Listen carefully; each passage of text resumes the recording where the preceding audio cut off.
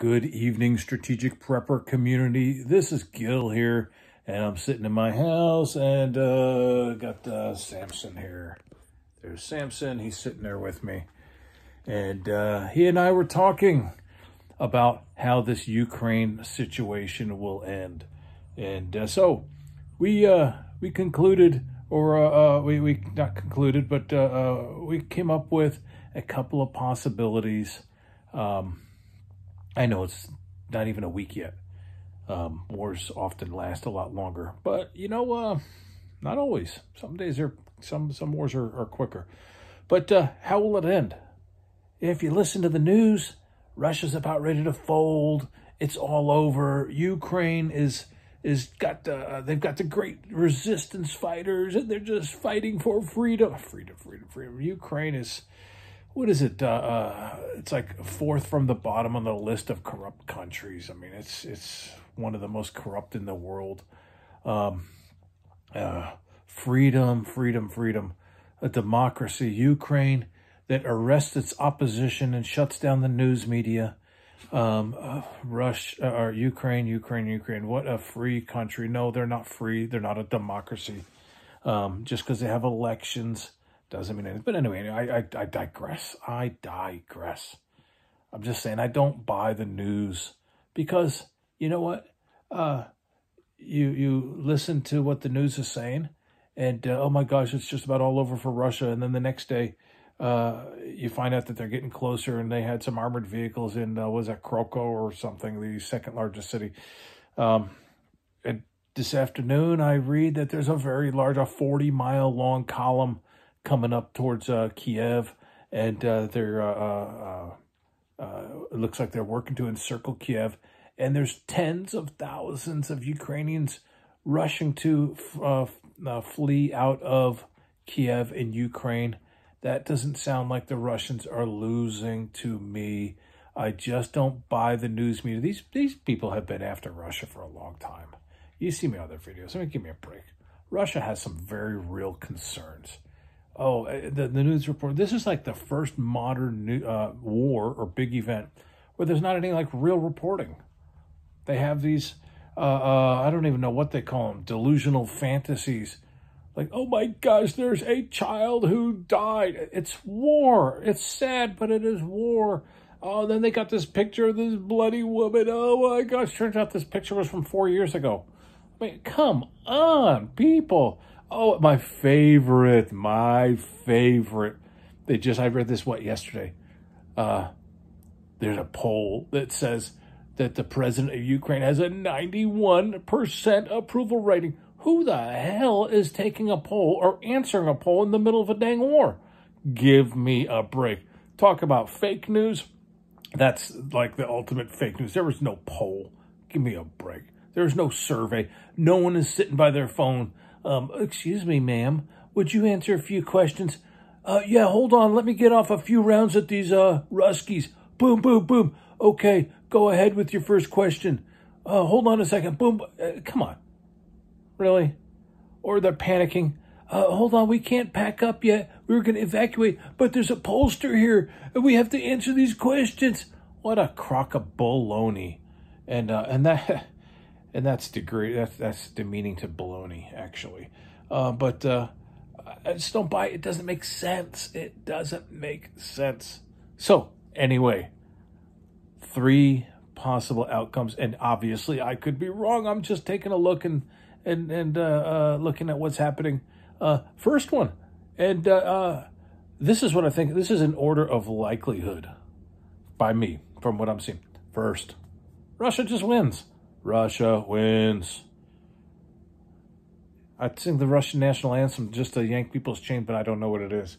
It's probably something very melodramatic and with a big orchestra. But anyway, so Russia wins.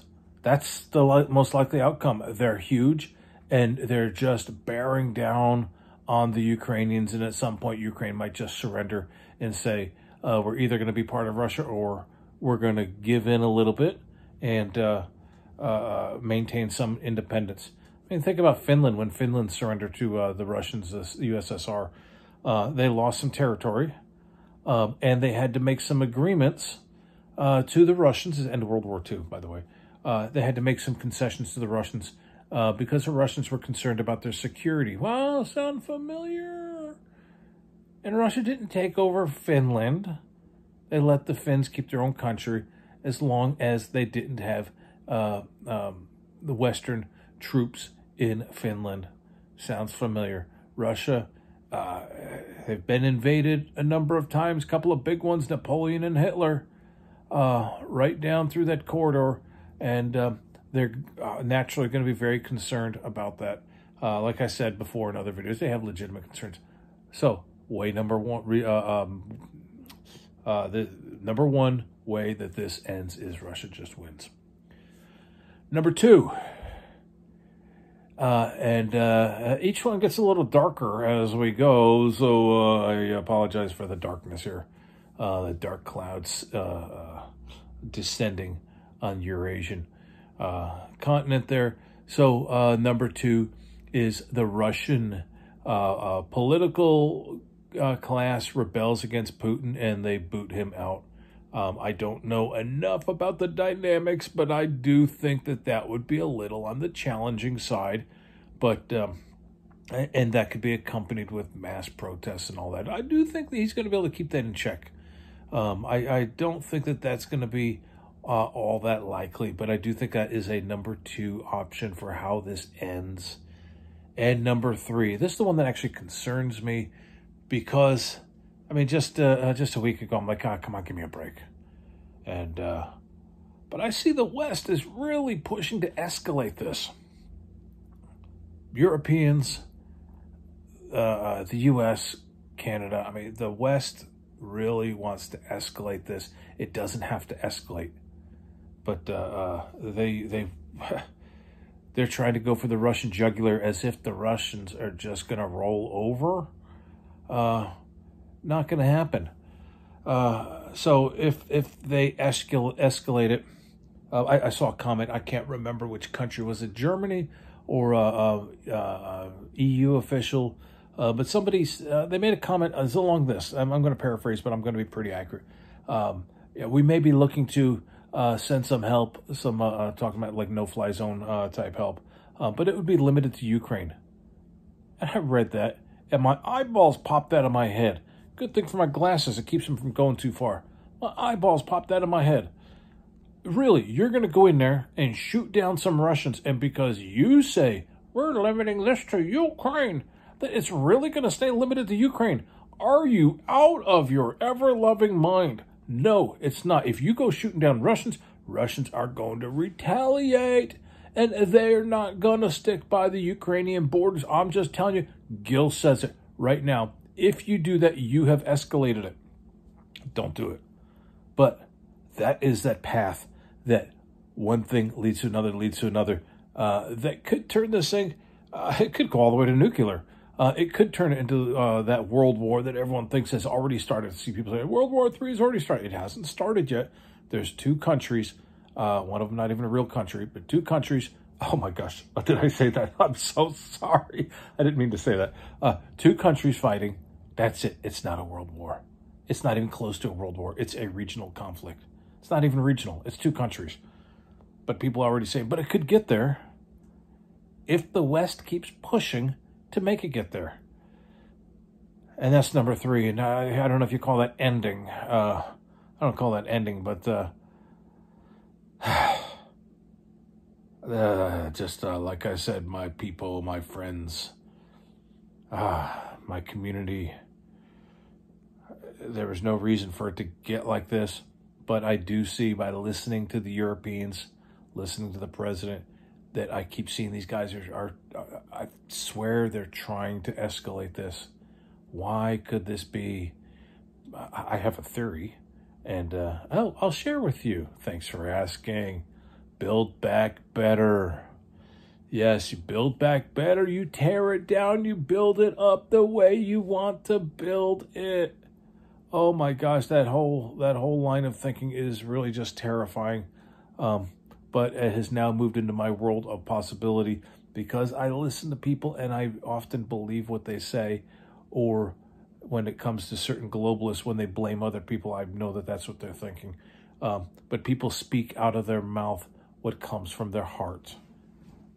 And so when people are saying that they are going to escalate it, they want to escalate it, I believe them. When they say that they want to tear down the world and build it back so that it's better and more equitable, meaning they have all the power and we have none, I believe these people. They want to take away all of our stuff and our land, and we own nothing, and we're going to learn to love it. I believe these people.